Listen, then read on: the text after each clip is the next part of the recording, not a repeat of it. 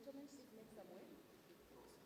10% of young people aspire to be politicians, 6% want to be musicians, 23% want to hold traditional jobs in engineering, law, medicine.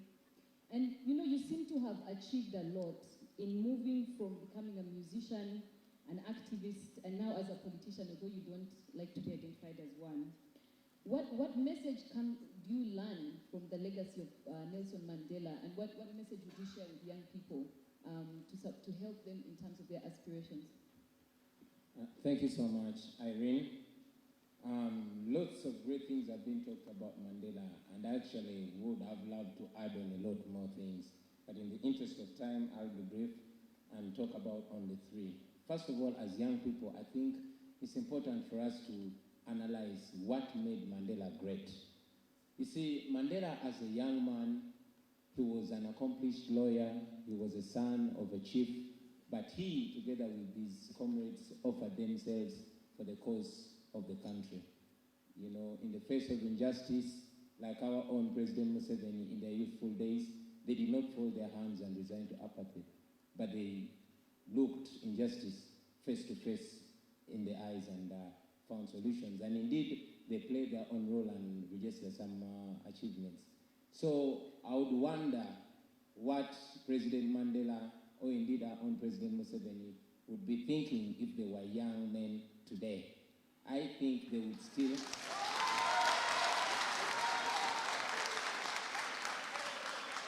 I think they would do the same. Secondly, you see, Nelson Mandela embodied almost all qualities of good leadership: democracy, unity, rule of law, and indeed he bore them at heart, not just in rhetoric, because we are looking at a leader who, after suffering in jail for 27 years, still did not have a sense of entitlement. He's a leader who became president and served only one term.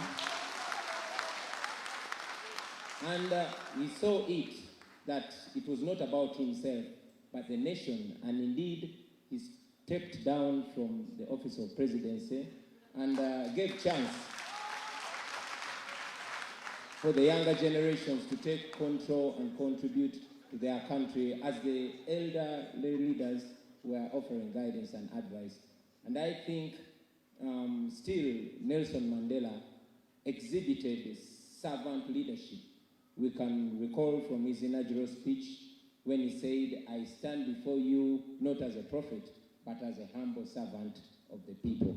Thank you. So if I could conclude, please. Thank you. Thank you very much. I'd like to... Okay, you can take 1 minute to conclude. Thank you very much for my 1 minute. Yeah, I'll be very brief. That's a lesson for the young and old leaders. And finally, Mandela was talking to the South African youth sometime, and he's quoted to have said that sometimes it's upon a generation to be great.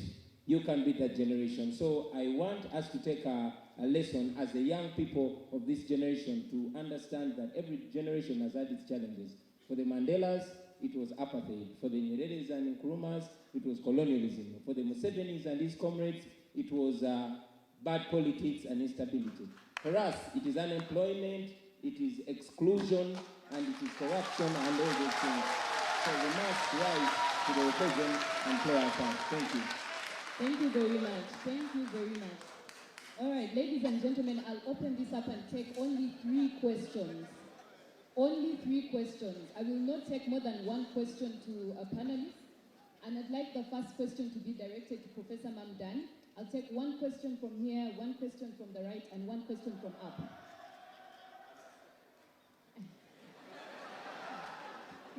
Okay, I'll take 1 bonus question from outside. Just 1. Whoever comes from outside first, I'll take that 1 bonus question. All right. There is a hand all the way at the back in the corner. Yes. Do we have microphones?